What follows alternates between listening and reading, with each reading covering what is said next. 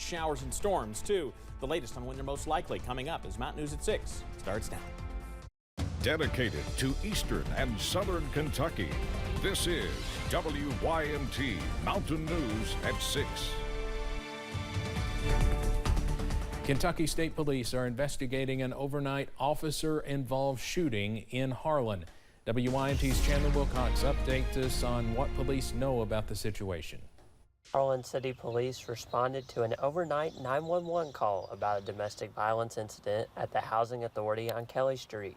When two officers approached the apartment, police say the suspect threatened them immediately. A male individual had presented a threat toward them, and at that time they fired their weapon, striking him.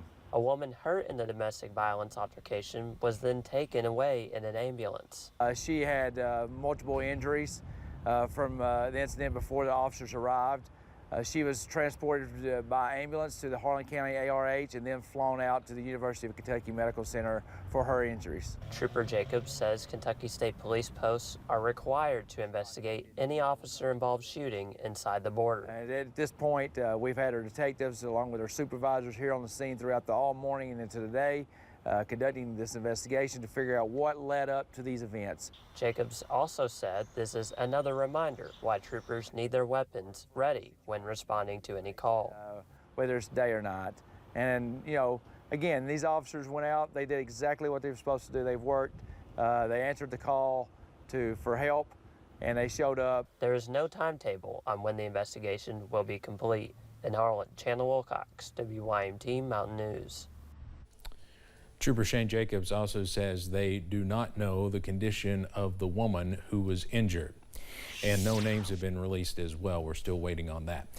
Not the only thing happening in Harlan County tonight. We learned a short time ago about part of a highway being closed in the Everts community. Highway 38 is closed around mile markers 24 and 25 due to an oil tanker turning over. Crews are working to clear the area, and we'll update the story as we learn more. State police are investigating a shooting that happened in Estill County last night. KSP says a physical altercation occurred between 64-year-old David Moreland and 59-year-old Jesse Wise, both of Ravenna. Officials say Wise opened fire on Moreland, who was later taken to the University of Kentucky Hospital with critical injuries. Wise was taken to the Estill County Detention Center and charged with assault and tampering with evidence.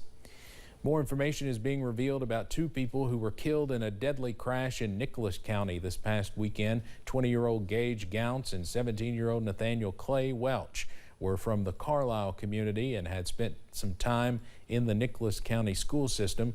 Welch was set to become a senior at Nicholas County High School. One of the worst things that an educator has to deal with is the death of a student, and this is no exception. The coroner's office says the single vehicle collision happened late Saturday night. The vehicle left the roadway along Kentucky Route 32 in the Myers community of Nicholas County. The sheriff says 5 people were in the car, with 2 others airlifted and 1 driven to the hospital. Their conditions are not known at this time. 2 people in Harlan County are facing charges after a high-speed chase this past weekend. Deputies with the Harlan County Sheriff's Office tried to stop a car in the Bledsoe community Saturday evening.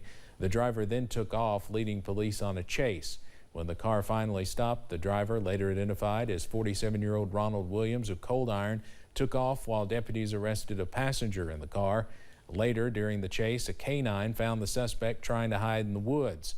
Williams was arrested and charged with fleeing and evading police in a car and on foot, among others.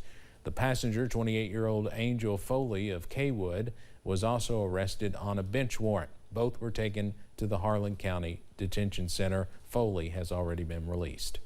In Laurel County, a man was arrested after a car crash east of London, where he was determined to be driving under the influence. Officials arrived at the scene of a non-injury crash Saturday evening to find a car in a ditch. The driver, 26-year-old Marcus Woods of London, was found to be under the influence and driving on a suspended license. Woods was found in possession of meth during the arrest and admitted to having used it before the crash. He was taken to the Laurel County Correctional Center and charged with driving under the influence, possession of meth, and driving on a suspended license. A little hazy out there today, but still plenty of sunshine. Helped get those temperatures up into the low to mid 80s this afternoon. Here's the view outside from our Pikeville Medical Center camera. 76, sunny. But yes, we are looking at that kind of low haze over the sky.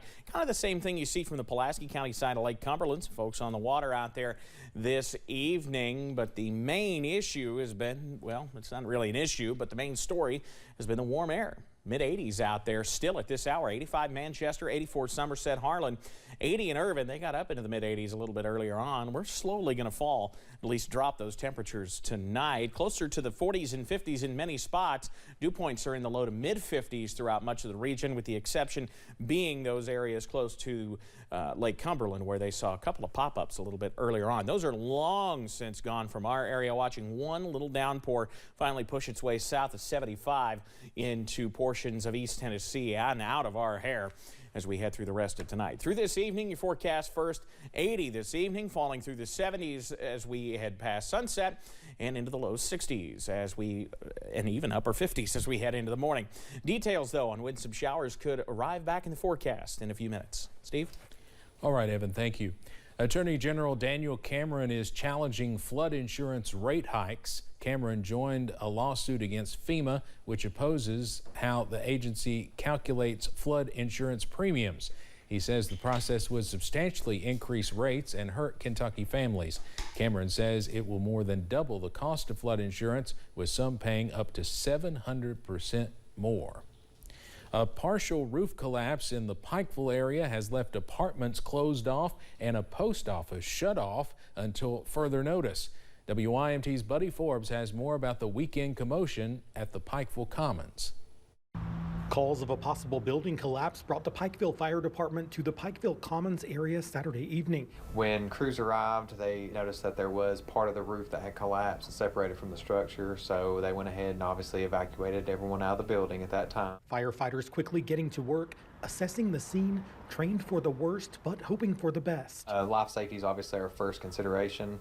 Secondary would be just making sure that we stabilize the scene to make sure that no further incidents occur, make sure that no further collapse happens, and of course if there was anyone trapped, we would make sure to get those individuals out. But again, in this incident there was no one trapped, and it wasn't as major of an incident as maybe it was led to believe. With the apartments, businesses, and post office to consider, first responders were happy to report the damage was best case scenario. There was no one injured during this incident, so we're thankful for that. With only the roof of one portion of the building appearing to sustain the damage. Obviously the post office is on the first floor of that, so it's going to be closed for the time being until repairs can be made. I do believe the property owner is having repairs made at this time. And while the exact cause of the collapse is still unclear, we do know that there was a storm at the time earlier that may have played a factor as far as that goes, but and as far as the actual collapse goes, it's very minor as far as what we could tell, and it's just part of the roof, so I suspect repairs will be made fairly quickly. Work is underway to make sure the structure is safe and sound. In Pikeville, Buddy Forbes, WYMT Mountain News. Now, until further notice, the post office on Pikeville's Main Street will take over the operations for those who use the Commons location. We now know the arrangements for the West Virginia State Police Sergeant who was killed in the line of duty last Friday. Sergeant Corey Maynard's service will be Wednesday at 3 p.m. at Mingo Central High School. A visitation will be held beforehand, beginning at noon. Maynard was born in South Williamson and is formerly from the Turkey Creek, Kentucky area.